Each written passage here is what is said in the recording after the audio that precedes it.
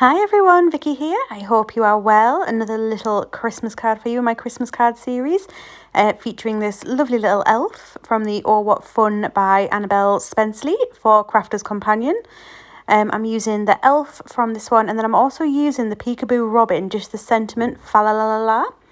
And then I'm also using the Be Merry paper from My Favourite Things. I'm just using the candy cane stripe on that.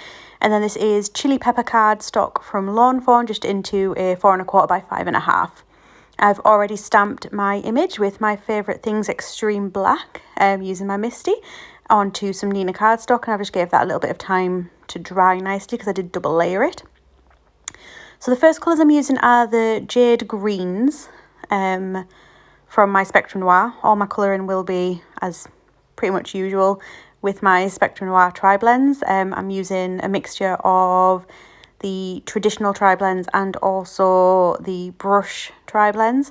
I've worked out that between both collections, it is a very comprehensive set. You get a lot of colours, and obviously they do all blend together. So I can get the kind of variance of colour and tone that I want if I do that. So I have started doing that a lot more. Now I've got both sets, and I'm finding that it is giving me nicer colouring. I think it is looking better as I'm going, so I think it's something I will be keeping too. So I'm using the Jade Greens for his little tunic dress. I'm just making sure with the darker shade I extended those crease lines a little bit just for the shading. This is the only thing I'm colouring in the Jade Green. There will be more green in the outfit. But I just wanted to use a couple of different tones of green just for a bit of contrast and to give it a bit more interest. I tried with the images to keep the palette very simple. So this is the dark red shades. The palette for the whole thing pretty much is red, green, a bit of gold, a little bit of purple, and then flesh tones and hair tones, and that is pretty much it. So I'm just doing his little collar ruff thing in these reds, and then I'm also going to use these reds for his little sack. So I'm just going to colour those in. I do go ever so slightly outside of the line, right in the bottom left hand corner of the sack, I do believe. However, for the card I have in mind, I already knew that at least that bottom left corner of the sack would get cut out when I do actually die cut the image. These Annabel Spenceley stamps, much to my upset and slight irritation, I'm not going to lie, do not have corresponding dies. I desperately wish that they did.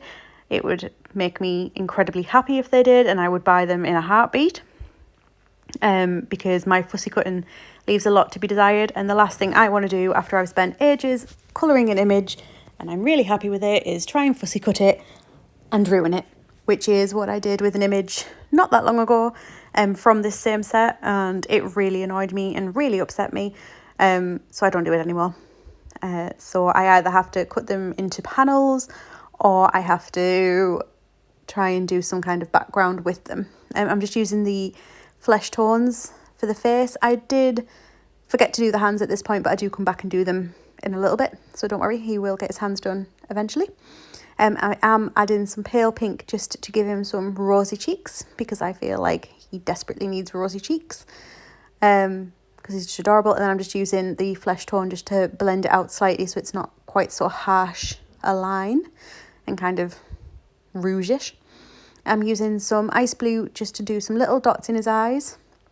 I'm not colouring the whole eye, just a little bit. Obviously the whole of your eye isn't coloured, so why do that?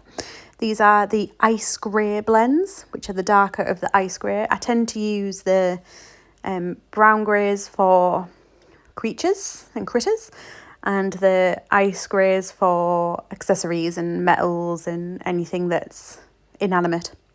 Check me out with my long word today. I'm quite impressed with myself, I'm not going to lie, that I remembered that word and didn't say it dodgy. I'm doing his boots in the ice grey as well.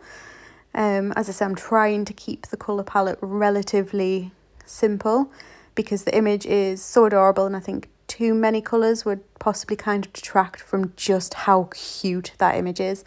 Annabel Spenceley's images are gorgeous as is, These are the yellow gold blends just for the stars and the bells and the pom-poms on his head. Hat, not on his head, on his hat. I originally had the little girl Annabel Spenceley stamps, and then when I saw the Christmas option, I got far too overexcited and had to buy them. There wasn't even a consideration, and it was, oh my god, they have them, yay, buy. And I've been very happy ever since, because they are adorable images and they make very cute cards. I'm using the gold brown shades for his hair.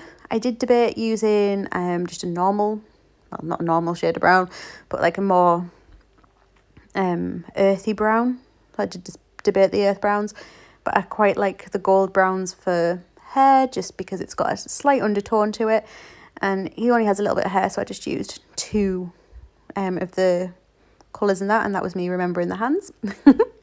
Can't believe I forgot them. And then I'm going to use the dark red shades, which are the lighter options, to do the stripes on his tights. So I'm doing every other stripe on his tights because they're going to be stripy, obviously, and I didn't want the stripes all the same colour. And then once I have coloured in his tights, which I am also quite proud that I managed to get a 3 colour blend on, go me. It's the little things that have kept me happy today, I'm not going to lie. I've also decided to do the hat in the same kind of stripes, so it carries that motif from the legs all the way up to the top of his head. I think some of the stripes are very, very small, so that one just has a 2 colour blend, and then the rest I did get a 3 colour blend in. Just working the colour out and blending it across just to pull out the shades so it's a nice even blend rather than being bitty. And then I also used the alpine green.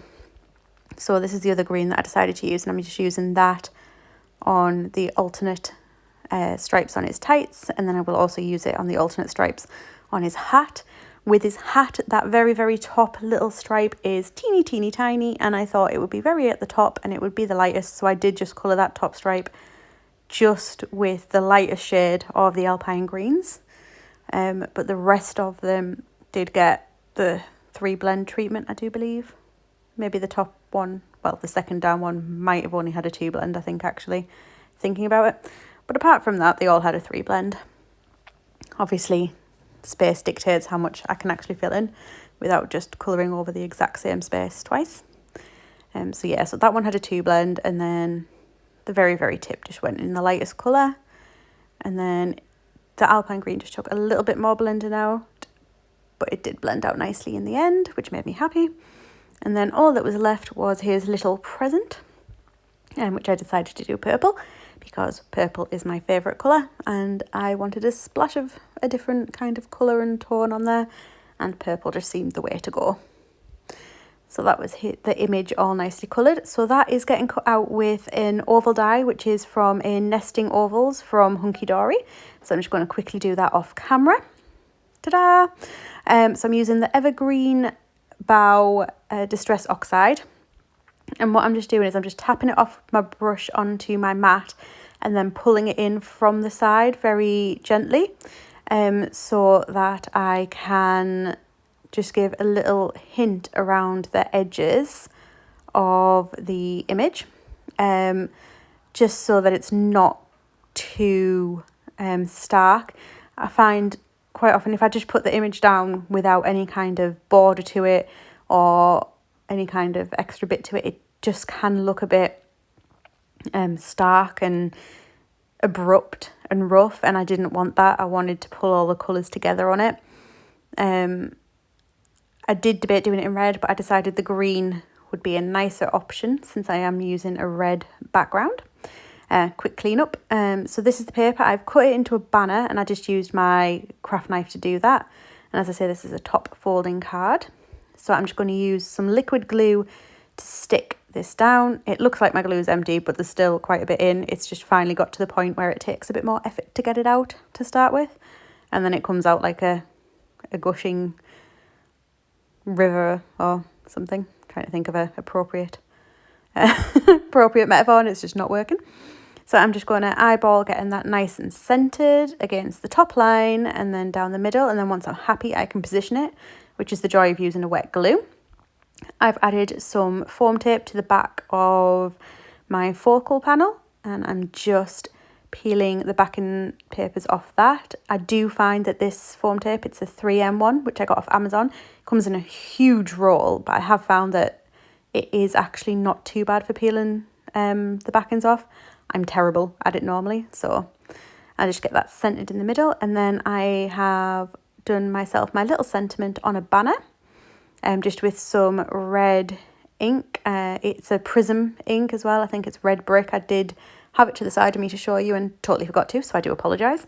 And I'm just going to put some foam tape at the sides just to keep it so it doesn't fall off at the sides and get all bent and out of shape. And then I can just trim that down, if you bear with me, at the sides, just to the right level. And that is the card pretty much done. I'm going to take my sparkle pen just for the present and the belt and the baubles and the stars and the bells. And that is the card done. So I do hope that you have enjoyed this video. If you have, please do hit like, leave any comments or questions that you have. I do try and answer everything, even if it's just to say thank you, because I really, really appreciate all your love and support. And if you have enjoyed this video and you'd like to see more, please do hit the subscribe button and then click the little bell if you want to be notified when my videos are up. Thanks. Bye.